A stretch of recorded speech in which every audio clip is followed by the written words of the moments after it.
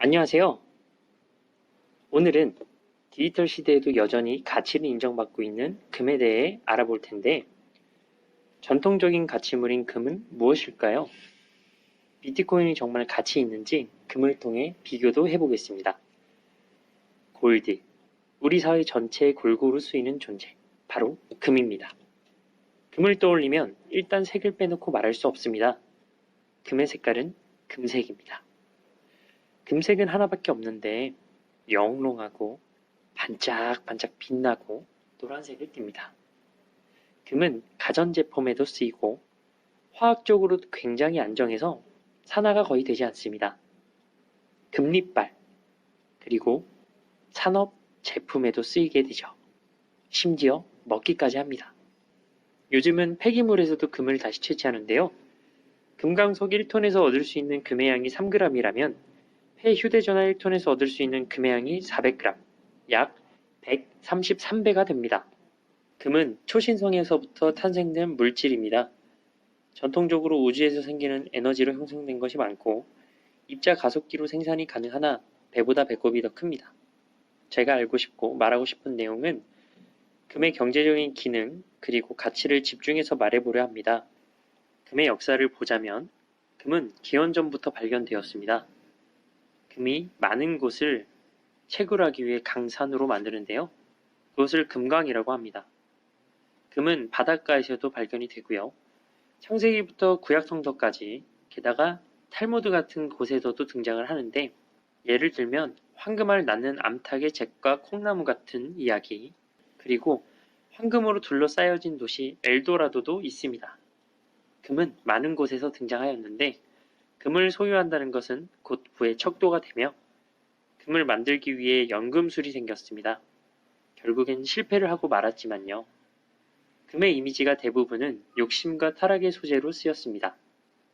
현대 시대까지 올라오면 전 세계 지구촌 축제 같은 큰 올림픽 대회에서는 상금을 금으로 만든 메달로 줍니다. 그럼 이제 공급과 수요를 알아보도록 하겠습니다.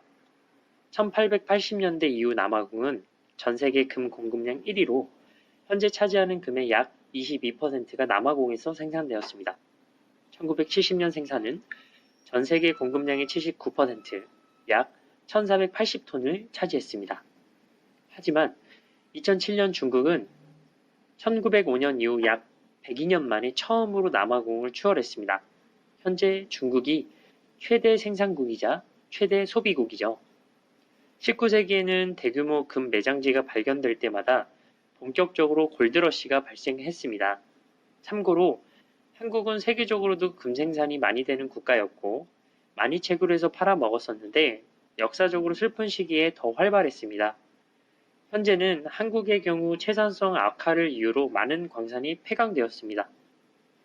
2019년 기준으로 총 20만 톤에 가까운 금이 지상에 존재합니다. 지금껏 채굴된 모든 금 생산량을 합치면 웬만한 빌딩 11층 높이 정도 규모가 된다고 합니다. 엄청 오래전부터 금은 귀했습니다. 그래서 물물 교환을 하는 화폐로서의 기능도 하게 되었습니다.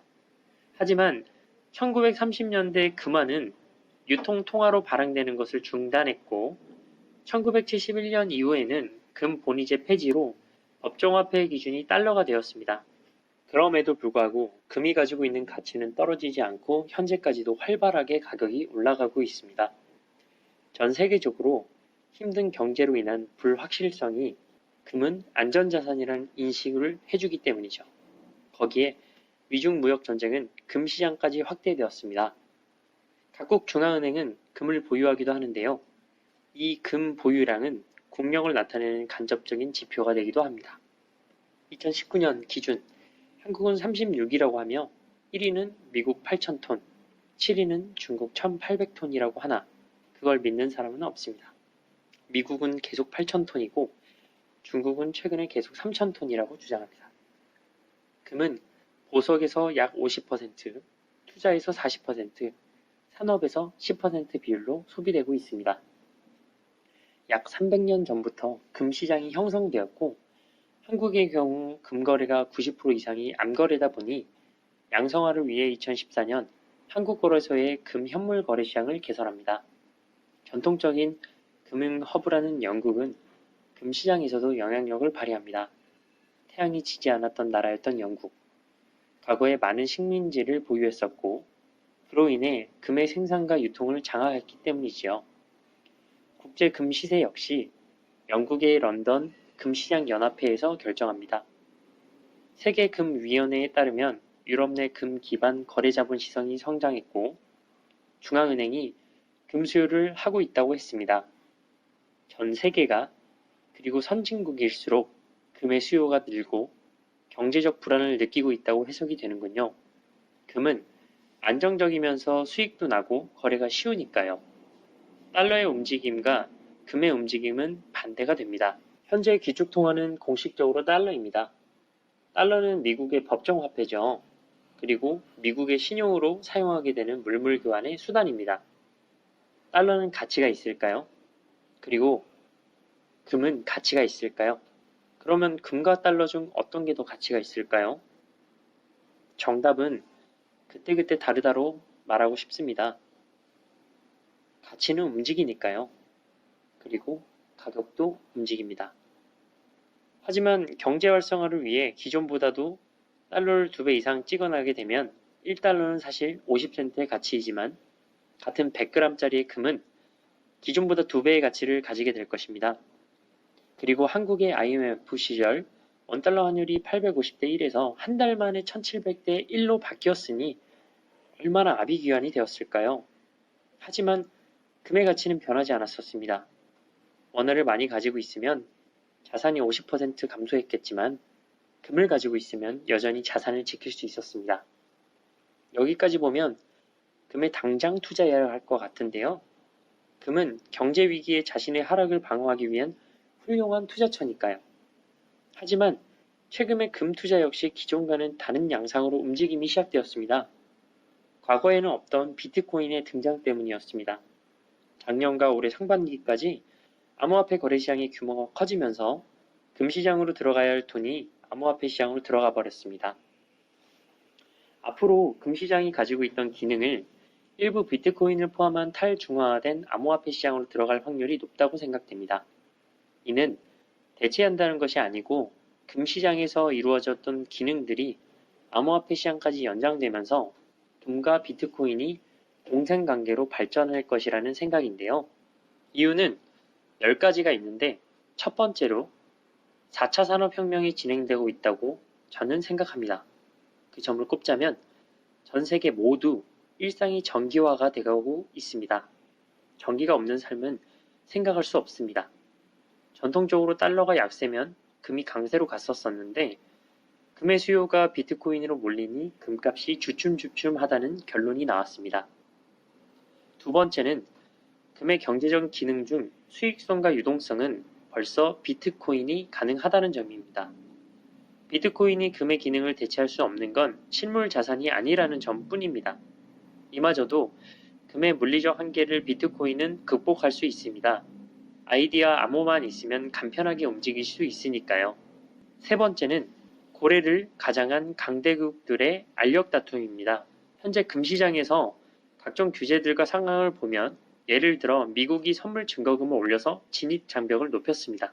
개인이라고 하기에는 금시장에 너무 많은 양이 나와 시세에 충격을 주고 금 가격을 누르는 형태가 돼가고 있습니다. 하지만 중국과 인도는 금 매입을 계속하는 중이죠. 유럽도 마찬가지로 금 기반 거래 시장이 성장했습니다. 여기에 아까 언급한 미국은 계속 8,000톤이라는 주장. 전체 채굴된 양이 20만 톤이 약간 안 되는데 8,000톤으로 금 시세를 좌지우지할 수 없습니다. 5%가 채 안 되니까요. 하지만 그 말도 안 되는 양이 시장에 나왔습니다. 가치가 있을수록 강대국들은 알력 다툼하기 마련입니다. 그 무대가 원재자 시장에서 암호화폐 시장까지 연장된 것처럼 느껴집니다. 비트코인의 가치가 올라갈수록 금과 같은 기능을 한다는 것이죠. 결국 강대국들이 들어오게 될 것입니다. 역시 발행량이 고정이기 때문이죠.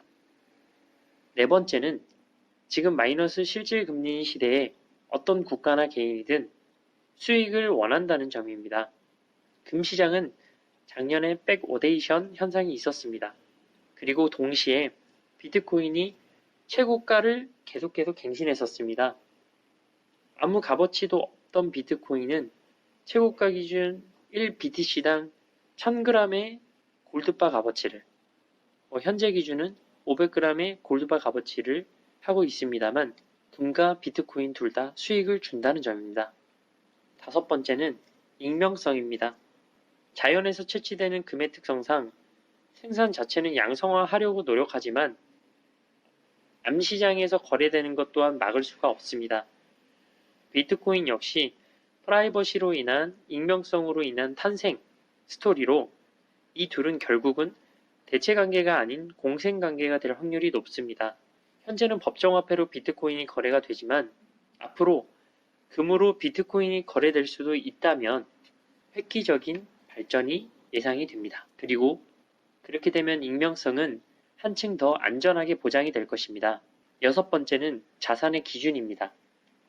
금은 실제 유용하게 쓰이면서 희소해서 아무나 가질 수 없는 것이죠. 달러를 기준으로 하는 것은 사실상 금이라고 할 수 있습니다.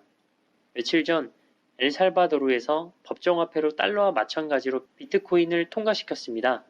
비트코인도 자산의 기준이 되기 시작했습니다. 이는 곧 여러 나라로 확장될 시간이 필요할 뿐이죠. 일곱 번째, 희소가치. 사람들은 여전히 금을 소유하고 싶어 합니다. 그리고 부자들은 비트코인을 소유하고 싶어 합니다. 희소하기 때문이죠. 지금은 의견이 갈리나 기관들도 참여하기 시작했습니다. 국가 차원에서는 관리 안 되는 탈중앙화 화폐를 반기지는 않겠지만 그 시장에 대한 영향력은 무시할 수 없을 것입니다. 금과 마찬가지로 가치를 없앨 수 없으니까요. 지금 금 보유량은 그 나라의 국력을 나타냅니다. 비트코인 역시 그렇게 될 확률이 높습니다. 여덟 번째, 인플레이션 방어. 공급이 늘어나지 않으니 가치가 올라가는 비트코인과 금은 인플레이션 방어가 가능합니다. 과거 한국의 IMF 금 모으기 운동이 일어난 것도 같은 이유죠. 아홉 번째, 해킹. 비트코인은 과거 두 차례 프로토콜을 이용한 근본 없는 발행량이 있었지만 곧바로 수정되었습니다. 하지만 금은 해킹이 불가능합니다. 금은 무게가 있고 각국은 공항을 이용할 때, 선박을 이용할 때 체크를 하기 때문이죠. 많은 양의 이동은 사실상 불가능에 가깝습니다.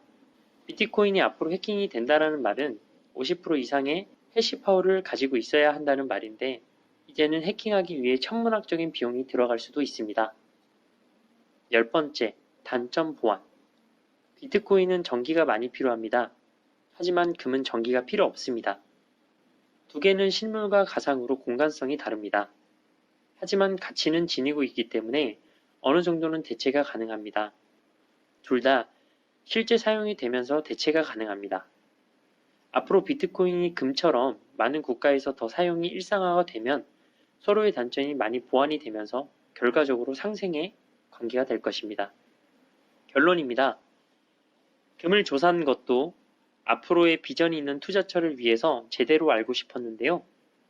계속 조사할 때마다 금은 기원전부터 사용된 달러보다 훨씬 앞선 자산입니다.